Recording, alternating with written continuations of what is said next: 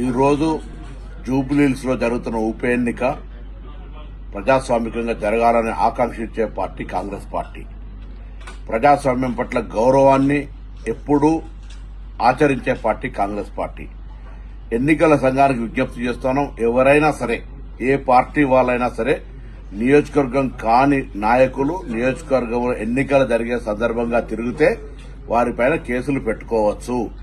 కానీ టీఆర్ఎస్ అభ్యర్థి ఓడిపోతుందని గత 2-3 రోజుల నుంచి అసహనంతో ఏది పడితే అది మాట్లాడుతూ ఉన్నారు. ఈరోజు మా అభ్యర్థిని అవమానపరిచే విధంగా లేదా మా పార్టీని కించపరిచే విధంగా చంపుతారా పొమ్మంటారా అనేటువంటి మాటల ద్వారా ఏదో సానుభూతి పొందాలనే ప్రయత్నం చేస్తారు. తల్లి, నీకు దండం పెట్టుకుంటా ఉన్నాం. ఎన్నికల పోటీలో మీరు పోటీ చేసినారు. మీ నాయకత్వం నీకు సరైన విధంగా సహకరించిరా లేదా అనే అంశం పక్కన పెట్టి ఈ రోజు మేము కాంగ్రెస్ పార్టీ తరఫున మా నాయకత్వం అంతా మా అభ్యర్థి గెలుపు కొరకు పనిచేస్తుంటివి. ప్రచారం ముగిసిన 5 గంటల తర్వాత ఎవరం కూడా ఎక్కడ మేము నియోజకవర్గంలో కనబడతలేం.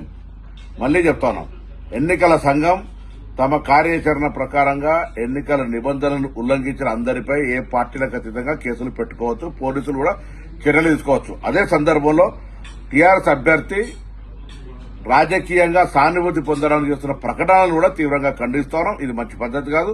ఇది కూడా ఎన్నికల నిబంధనలను వ్యతిరేకించినట్టే, ఉల్లంఘించినట్టే అనే మాటని సందర్భంగా చేస్తూ ఈ సందర్భంలో ప్రజలను కోరుతా ఉన్నాం. ప్రజల అభిప్రాయం వాళ్ళ ఇష్టం ఓటు, కానీ ఓటు హక్కు వినియోగించుకోవడం కనీస బాధ్యత. తప్పకుండా పోలింగ్ శాతం పెరిగే విధంగా జూబ్లీహిల్స్ ఉప ఎన్నికల్లో మీ ఓటు హక్కును మీ ఆలోచన ప్రకారంగా వినియోగించుకోమని సందర్భంగా విజ్ఞప్తి చేస్తా ఉన్నాం.